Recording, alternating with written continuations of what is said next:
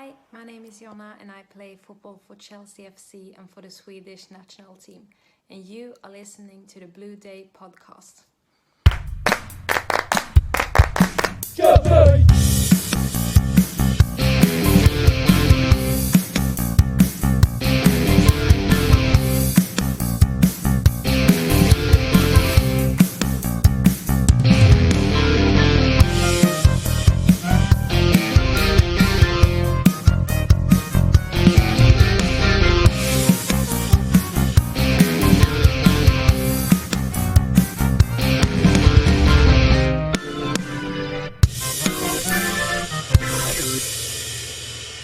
Fellow Chelsea supporters, here at the Blue Day podcast, I am pleased to welcome this individual on the podcast today. He made 33 appearances for the club, scoring 2 goals. Plus, he played with the likes of Steve Clarke, Eddie Newton and a certain Dennis Wise. Here is Darren Barnard. Darren, welcome to the Blue Day podcast. How are you? Yeah, I'm very well, thank you. Looking forward to chatting and reminiscing about the good old days. Great. Well, let's crack on. Let's actually start from the beginning, shall we? I want to start. What or who was it that made you decide that you wanted to be a professional footballer in the first place? Purely down to my dad, really. So from a very young age, I've got an older brother who's a couple of years older than me, but he's deaf. So he was in boarding school for the majority of his childhood. So my sister's 9 years younger than me. So essentially it was just me and my dad every weekend going to football. He got me involved in it. I was, at the age of 13, I was a county footballer, a county cricketer, and I had to make a decision at that point of what I was going to do. And football was obviously a professional sport. Cricket wasn't at the time in the sort of mid-80s. So it was an easy decision to me, but I literally lived and breathed football. Unlike my children of today, where they got headsets on and they're on computers all day, I was outside from first light till dusk, and it was only the fact that I was probably a bit hungry and had to go home for dinner that I actually went back home. But I lived and breathed football, and that was what I wanted to do from a very young age. And from that young age, when you was, as you say, playing football morning, noon and night, who were your idols growing up as a kid? I was actually a Liverpool fan. My dad was Man U in the late 70s, early 80s, and I idolised Kenny Dalglish and Ian Rush and that Liverpool team of the sort of late 70s, early 80s. So he was my idol in terms of when I watched football. So that's what sort of got me into it. It was really, really good sort of growing up in terms of playing football locally and getting those opportunities, and something that you'll always treasure as you grow up, and you appreciate the things that you did in those days were the things that actually turned you into the player that you became. Now, 31 years ago, in July of 1990, Chelsea signed you. I believe that the team that you signed from was Wokingham Town for a fee of £100,000. How did this move come about for you, and was there other teams interested in you? Yeah, so I didn't get offered an apprenticeship when I was 16. It was a case of what did I do? I was playing for Wokingham in terms of the youth teams and stuff, and we played in the FA Youth Cup, and we actually managed to get through and played, I think, Swansea in the third round, which was a great experience. And at Christmas time, Crystal Palace came in for me and asked me to go and sign for them. But with myself being just before my 18th birthday, it was a case of I was doing A-levels at school and I wanted to try and finish them off. And Crystal Palace wanted me to sign immediately because they wanted me to play in the FA Youth Cup for them. We said no. We said we wanted to finish off our education because of the fact that you always need something to fall back on. There's no guarantees I was ever going to become a footballer because I didn't do the apprenticeship scheme. So we had a phone call from Ron Notes, the chairman of Palace, saying that they had more problems trying to sign me as a 17, 18-year-old than they did a £1 million goalkeeper from Leeds United, who turned out to be Nigel Martin. So so we didn't turn them down. We just said, look, we couldn't sign until the end of the season. So we left it. And I was then playing in Wokingham Town's first team, which was equivalent to Conference South now. So it was a really good education for me in terms of I was just starting to develop in terms of my physicality. Playing against men every week was a great education in terms of getting kicked and learning that side of the game. And come the end of the season, I scored, I think the last game of the season, I scored a bicycle kick, reminiscent to the one Mark Hughes scored for Wales many years ago. I scored it over at Staines Town against them, and I think Chelsea were there watching me for about the fourth or fifth time. And then I got the phone call from the manager at Wokingham that Chelsea wanted to buy me, and he basically sold me. The figure banded around was £100,000, but I have no idea. I assume it was. There was a pre-season friendly involved for the following season, but I literally signed the same week as Dennis Wise did. Obviously, there was a lot more furore and media attention around Dennis Wise signing than there was me, but you know, it was for me. It was great. You know, I've gone from a non-league footballer to what was equivalent to the Premiership, was Division 1 that first couple of years, and it was a great baptism of fire for myself. When you discuss about the change from playing in non-league football all the way up to now the top level of football, did it take a while for you to adjust to that mentally, or was it just a case of once you get to training, it's just same old, same old?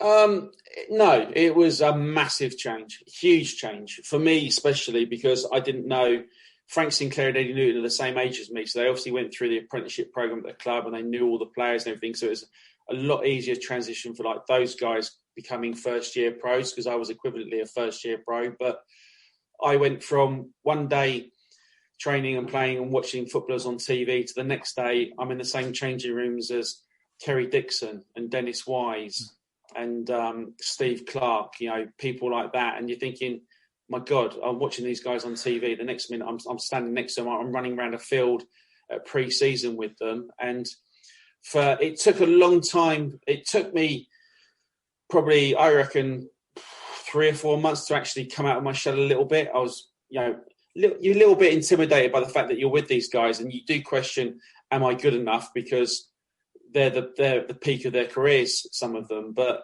you know, it took, I think, 2 years for me to actually make my debut in the first team. Personally, I felt that was at least a year too long. I thought I'd done enough to get in earlier than that, but you have to respect the managers at the time and their decisions. And obviously there were some great players there, and some of the players that I was rivaling against, you know, Graham Nassau, Andy Myers, you know, Dennis Wise, all sort of played down the left-hand side. So that there's some really, really good players there. Frank Sinclair even played there. I think Gareth Hall played there as well. So there was a lot of competition, but you have to just bide your time, especially as a young player. And then when you do get an opportunity, to try and grasp it with both hands. But initially it was a big upheaval for myself and a big change in my situation. But you know, again, something that I would never change. Bobby Campbell was the Chelsea coach at the time when you signed. Did you have a conversation with him about his plans for you and what you were hoping for once you signed for the club? Do you want me to give you the honest answer? Absolutely. Nope, not a Right.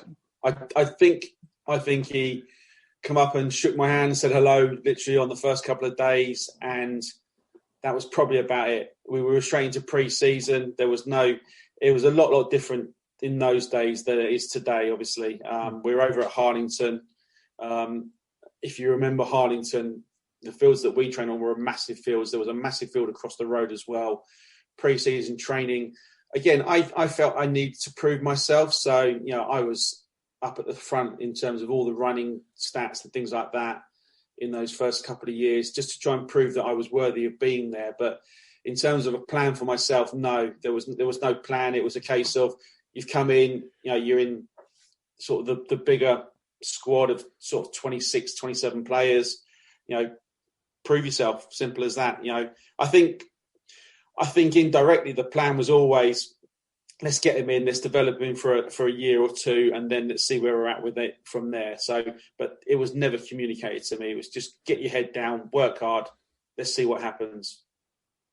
What was your first day of training like? Just walking around with my mouth wide open, I think, because like I say, you walk in the dressing rooms, you don't know what to expect.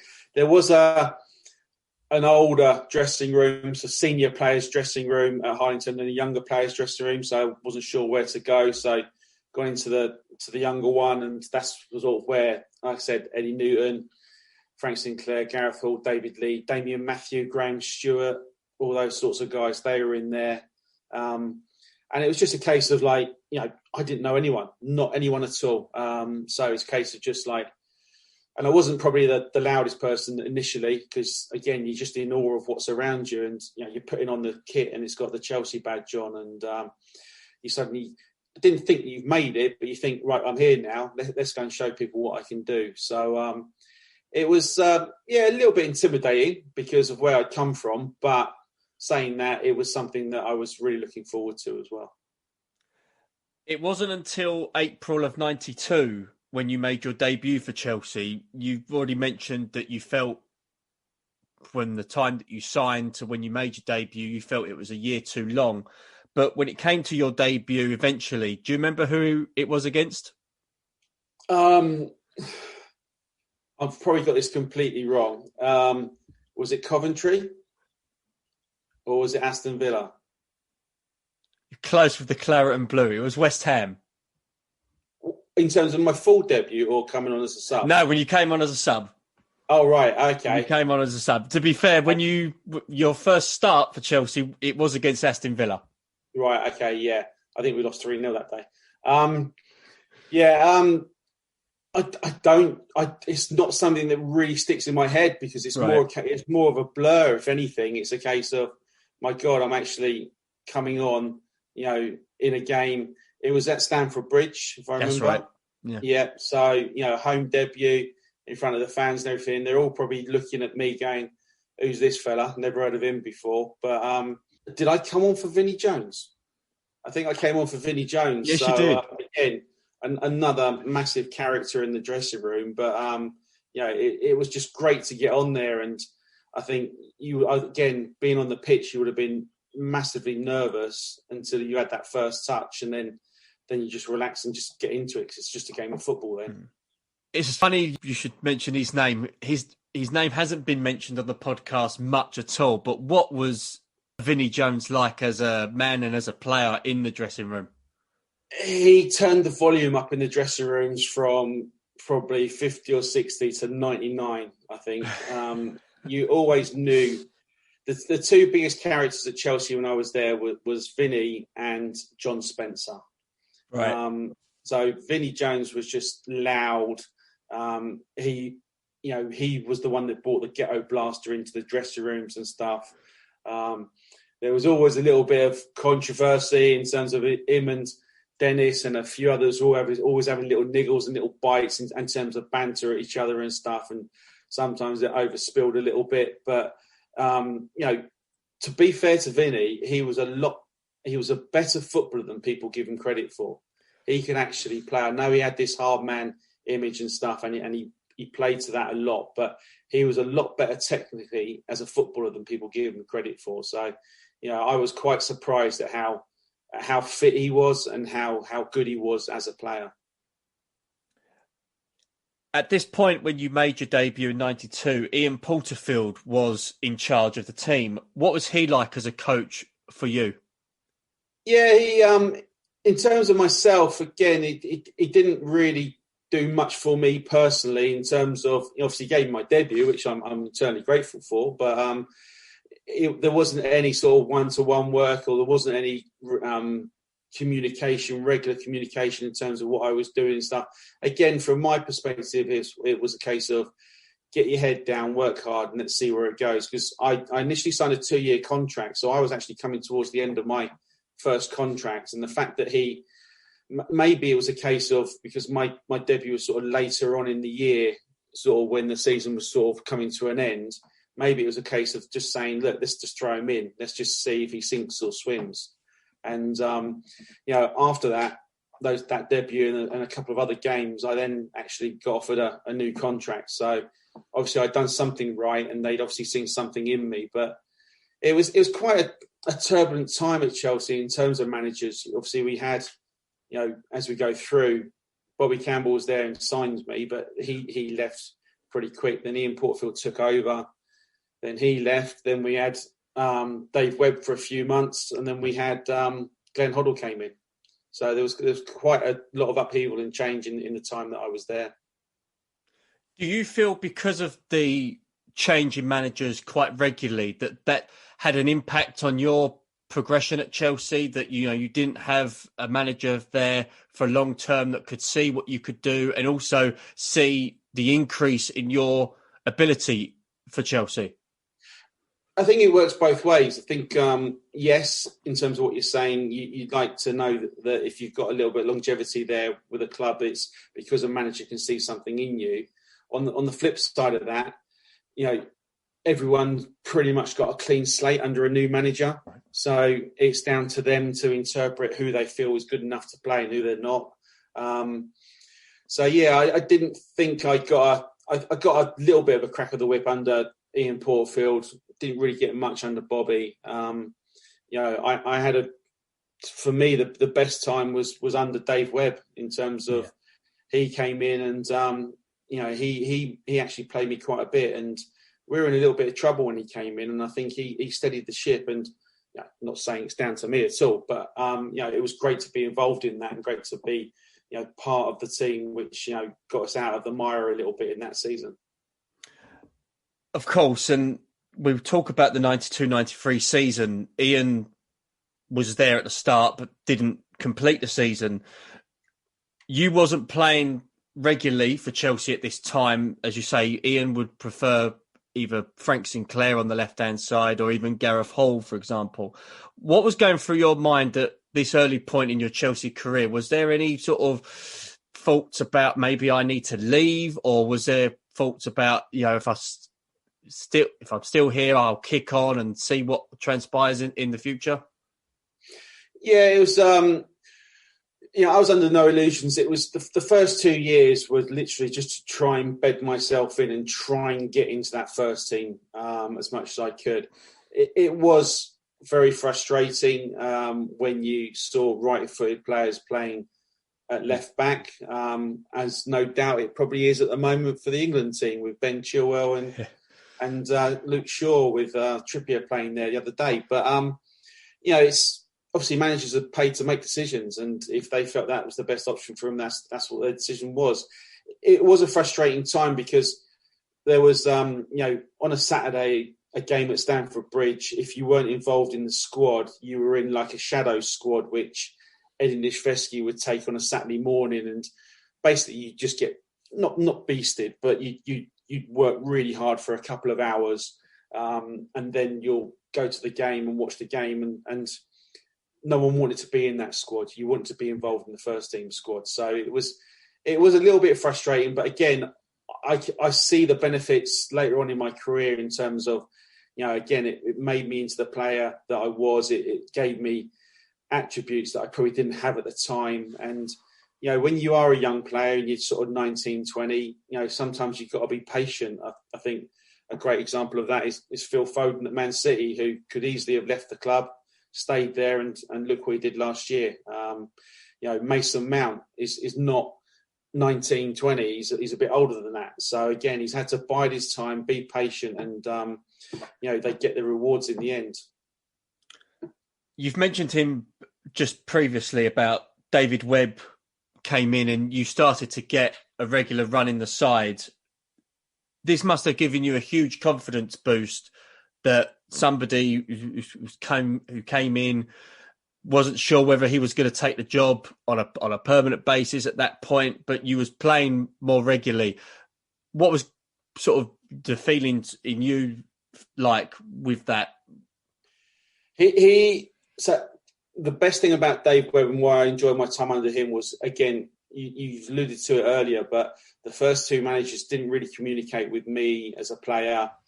I don't know if they communicated with many players, but Dave Webb did. I'll give you a great example. We played So I was in and around the first team squad a lot more with him. I wouldn't necessarily play every week, but I was on the bench, things like that. And especially in those days when there was only two, maybe three on the bench, I think, in those days. It's great to be involved in that sort of 13, 14-man squad. But we played Middlesbrough at home in one of the games, and we beat them 4-0. And I set 2 up, and I scored, and I won man of the match. And Dave Webb pulled me on the Monday morning. He said, "Son," he said, "you were brilliant on Saturday." And I said, "Yeah, thanks, Gaffer." He said, "When I get the job, you're going to be part of my plans. And, I'm going to bring you in. I'm going to give you a new contract and all of this." And I'm like, "Oh, great, buzzing. By the way, you dropped for next Saturday. You're on the bench." And I'm like, "What?" And it was because Dennis Wise was serving a 1-match suspension. So that's why I played in that game. But, you look back on it now and you just think, great. The communication was there. You're going to be part of my plans, but I'm going to obviously bring the skipper back into the side. But it's not a case of you've done badly, you've done brilliantly. But the communication and the way he said it and stuff, it's funny when I look back at it now, because I remember walking out of the ground with 24 cans of Coors Lager in my hand as they were the sponsors and stuff. And it's like, should we be drinking beer after a game like this, as a young lad? But I did find beer eventually, by the way. But yeah, it was, that's why I enjoyed my time with him, because he communicated with us and you could tell that he was Chelsea was running through his veins. He's obviously a star man when he was there as a player as well. And, I really liked my time underneath him. Well, that game you mentioned when you set up 2 and you scored, that was your first goal for the club. So yes, you must have great memories of that game still now. Yeah, I've seen the clip of my goal on YouTube and stuff. My celebration is an absolute disgrace. It's the worst for someone who scores their first goal for a club to celebrate the way I did. Was just rubbish celebration. But again, I hadn't done it before, so I didn't know what to do. But it was it was a great feeling, and that day I think we absolutely battered them. I think we could have probably had 7 or 8. But yeah, it's I had a good game that day, and it was just great to be involved in the win and great to score my first goal, and it's something that you always remember. Well, that summer of '93, Glenn Hoddle became the manager. David Webb left. What were your thoughts on Glenn taking the job? I thought brilliant, great. I thought this guy plays football the way that I want to play football. This is going to be a great time for me. And I was really looking forward to meeting him and to seeing what he was going to do and hopefully be involved in his plans. And I actually, after that, I'd actually signed a new contract with the club. So I was actually signed a new 3-year deal. So I was there now committed till 95. So I was obviously happy there and thinking, oh yeah, these next 3 years are going to be great for me because it's going to give me an opportunity to really, get into this team and prove my worth. And Glenn Hoddle is the perfect fit for me in terms of a coach and his ability.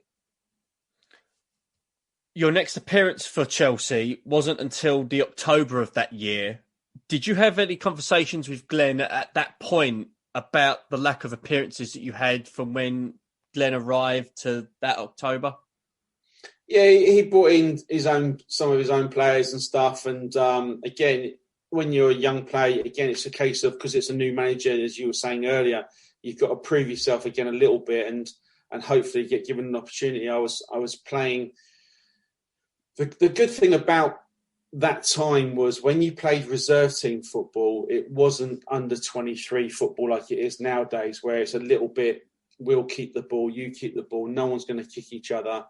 I played in the reserve team game in the old combination against an Arsenal team once, and when you look back at the two teams, there's 20 players that actually were internationals or became internationals. So the standard was brilliant. So although you weren't playing in front of big crowds, you were still playing really competitive football. So they still kept you on your toes and kept you ready for playing.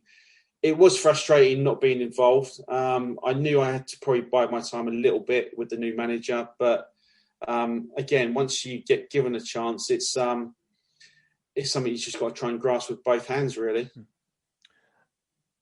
Later that season, you did feature in the FA Cup semi-final win against Luton Town. What are your memories of that day, and what's your opinions of the FA Cup as a whole?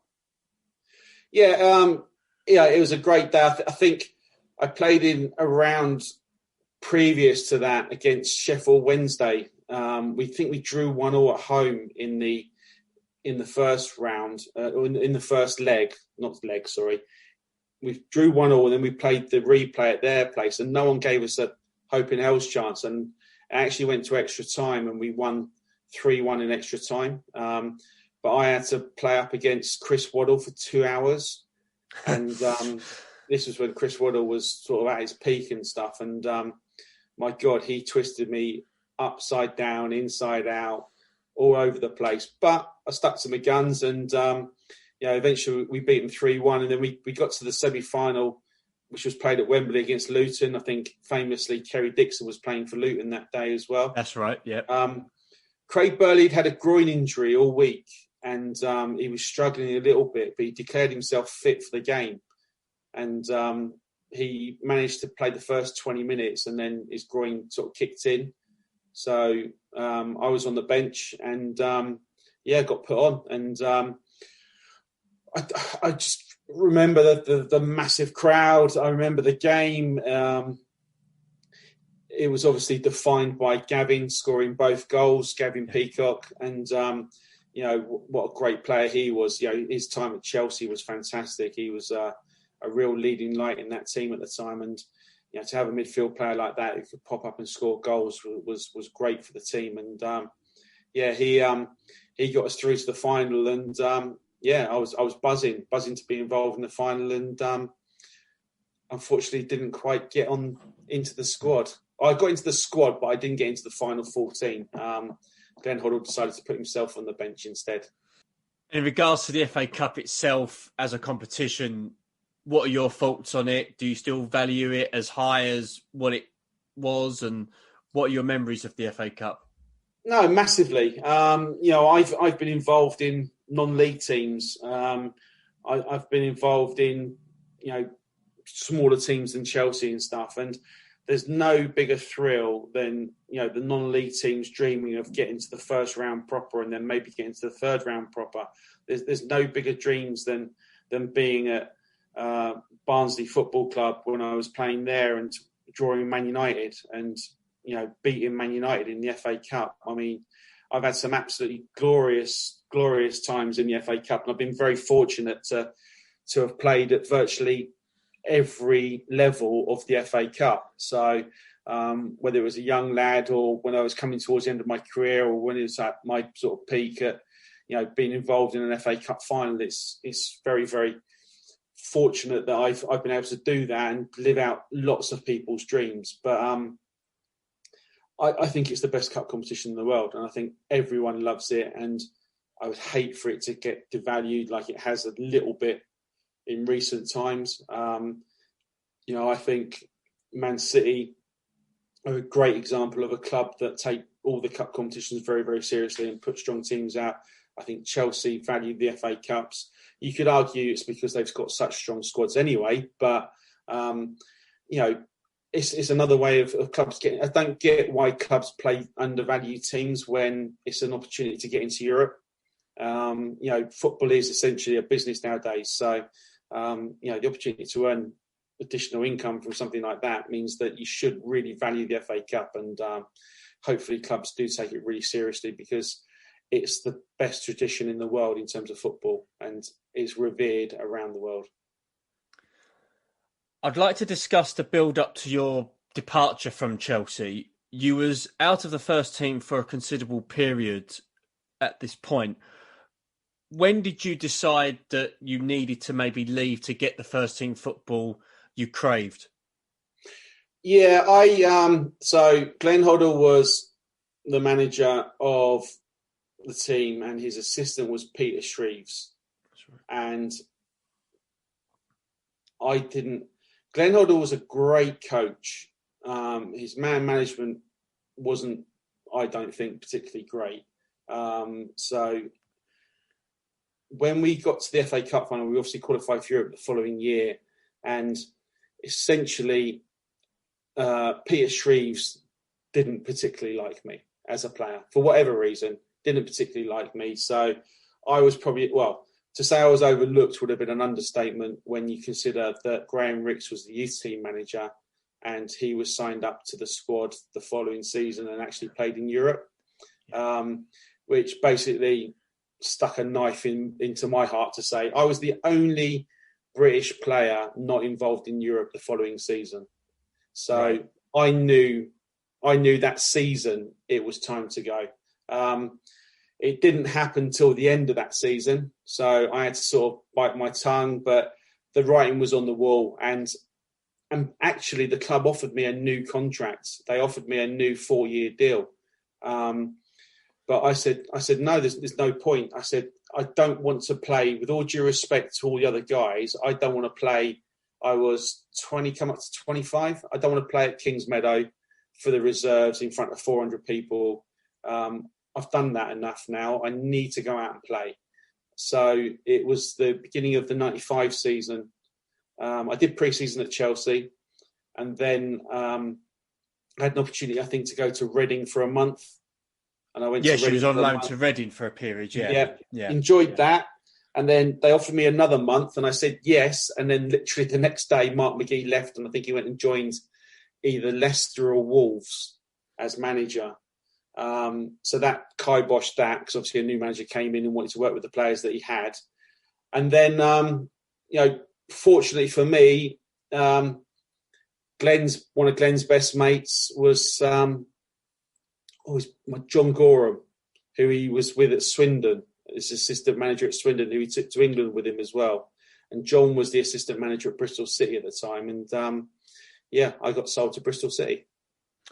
And how did that move come about with Bristol City speaking to Chelsea? And what were your thoughts on it? Was you sort of delighted that there was teams coming in for you at this point and you was looking forward to getting out of the club? Yeah, I made it clear that I obviously needed to, have a fresh start somewhere else in terms of, I wanted to go and play football. I needed to go and play in front of, I had that buzz of playing in front of crowds for Chelsea, and I wanted to experience that. And I knew it was a case of saying, look, I'm going to have to take a step down to go 2 steps forward again. And, there's lots of footballers who stay at clubs, nowadays probably more financially. For me, football was never about earning money. It was great that I got paid to do something I loved, but for me, football was about playing football, and I wanted to play at the highest level against the best players. And if that meant me stepping down for a year or two, then that's what I was going to do. And it was obviously Glenn had a relationship with John. John, they were obviously looking for a player. My name obviously came up, and before you know it, it really happens quite quickly. And literally, you get told, "Oh, someone's coming for you. Go to Bristol for a medical next week." And it's like, right, okay. And you're literally in the car down there, and everything's done behind the scenes, and you're sitting in the dressing room at Ashton Gate, waiting for someone to come in to welcome you to the club, and you sign a 2-year, 3-year deal there, and away you go. All things have changed. And looking back now, do you feel that was the right decision for you? Oh, best decision by a mile. With no disrespect to Chelsea whatsoever, it was I needed to go and play football. And the first game for Bristol City, I played. I score a 35-yarder. We win 4-0, I think it was, or 4-1. But there was 13,000 people there. Like, again, it's not Stamford Bridge. The crowds weren't as big as Chelsea, but it was just a chance for me to go out there, play week in, week out, express myself, go and show people what I can do, and do what I wanted to do from, as we discussed earlier, from the age of 7 years old. So I was just buzzing to get out and play football. I want to now talk about the current events of what's going on at football at the moment. And one aspect of football that has got a lot of people talking good things and bad things is VAR. So, Darren, I just want to sort of get your thoughts on VAR? Do you feel it's a good thing for football? And if there was anything, how would you adapt it to make it better? I would make it really simple. I would say, because many years ago, they done a thing in terms of players were only offside if there was a gap between them and defenders. And everyone wants to go to football to see goals. Yeah. Very rarely do you go to a football game which is 0-0 and you go, oh, that was a great game. It does happen occasionally, but, who didn't love Kevin Keegan's team, which won 4-3 every week or lost 4-3 every week? People go to football to watch goals. So I would make VAR really simple. Give the forward the benefit of the doubt and draw the line. If there's a gap between the forward and the defender, if there's an actual gap, he's offside. If there's not a gap, give the forward the benefit of the doubt. So you can see that. So that's I can offside. see that. Yep. That's offside. If there's a gap, he's offside. And there you go. Simple. You'll be able to see a gap. Drawing all these lines and wasting 5 minutes and stuff. What's been really refreshing is watching the Euros. They've been about 4 or 5 VAR decisions. They've been made within about less than a minute. Yeah. Whereas our guys can't work out where two lines are and what's onside and what's offside. I think it's the right thing to have in football in terms of, there are a number of goals and stuff that are scored, which, clearly you can see someone's offside.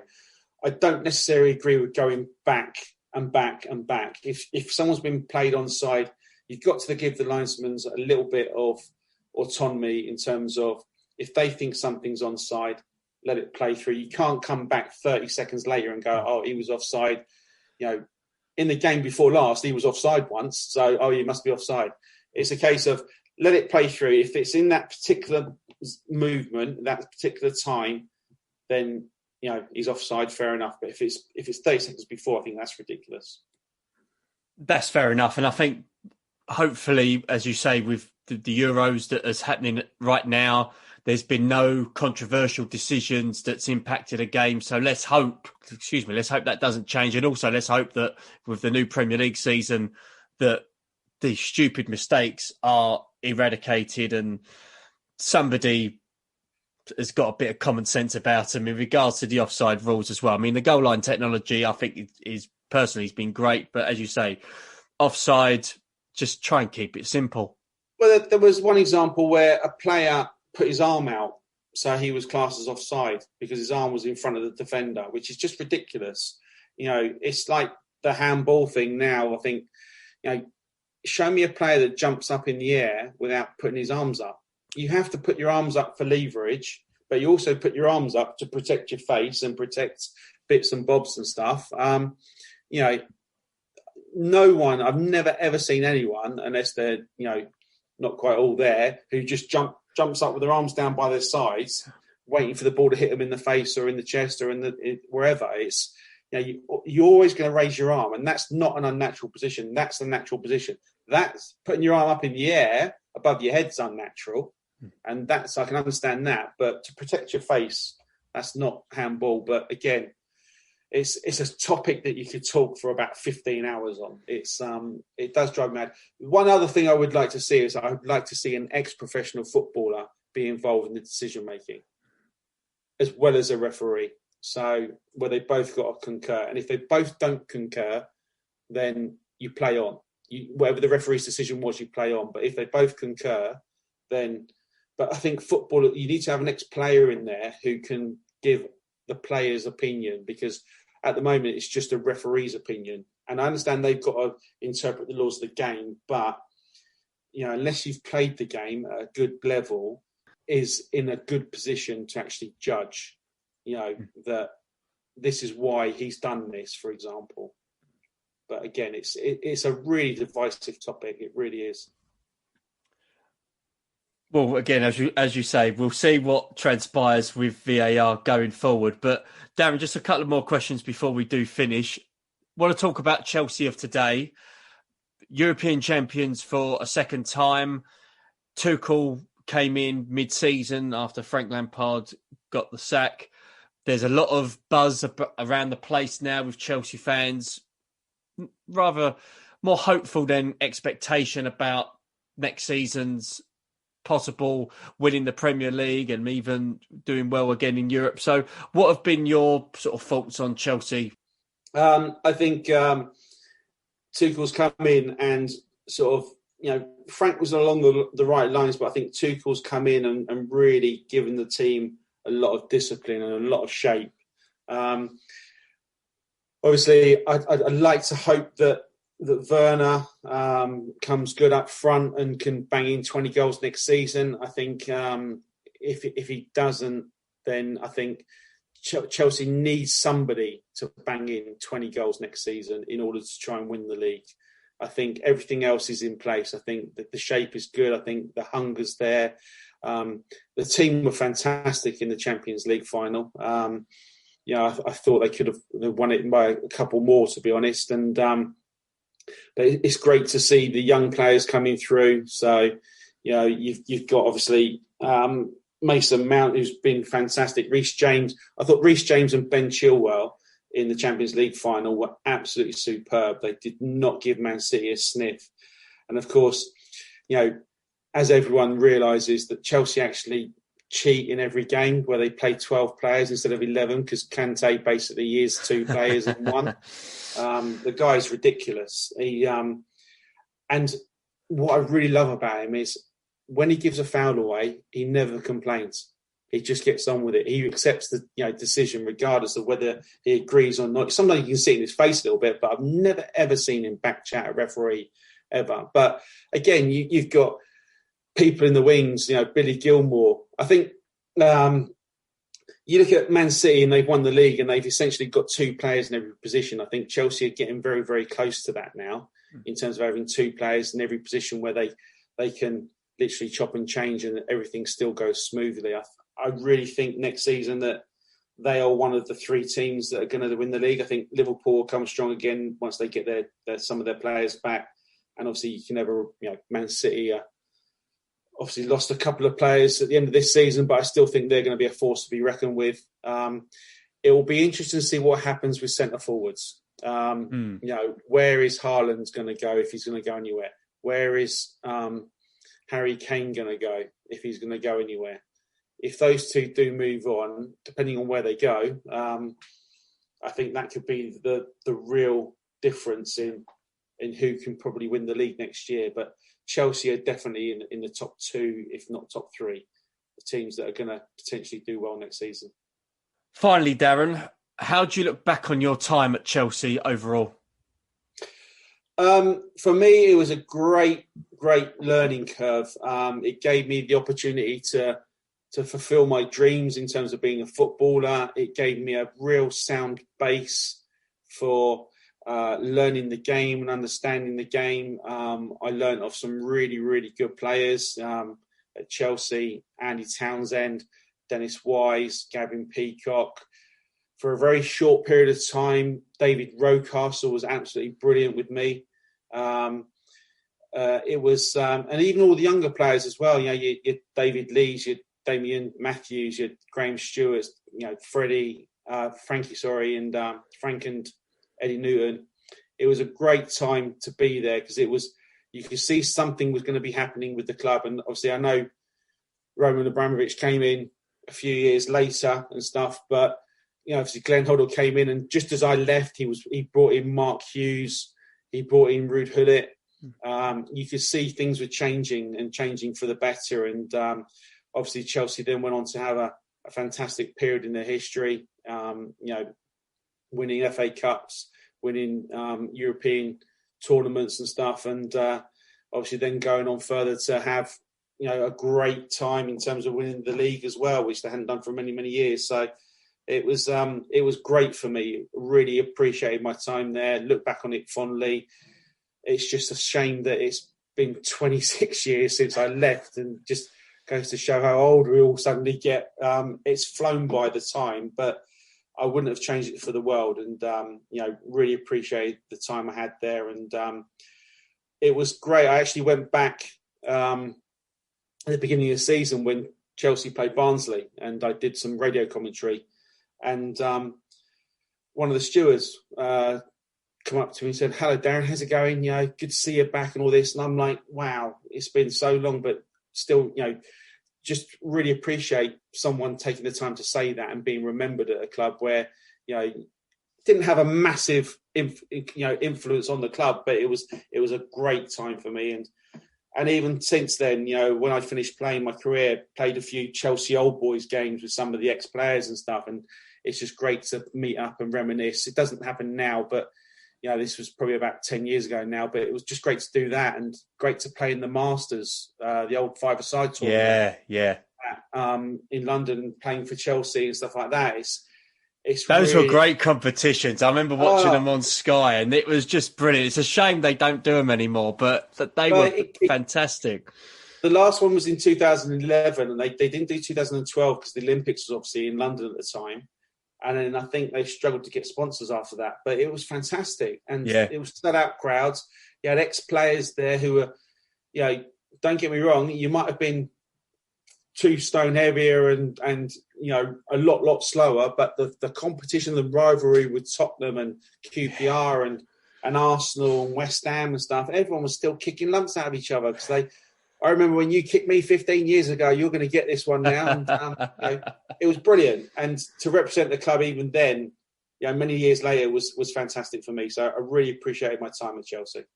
Well, I personally have appreciated you coming onto the podcast today, talking about your time at Chelsea, and just want to say thanks again, and hopefully maybe see you down at the bridge one day once all this COVID has all gone and things are turning slightly back to normal. Yeah, that would be great. Really appreciate it, Keith. Thanks a lot. That's okay. Thank you very much, Darren. Cheers, mate.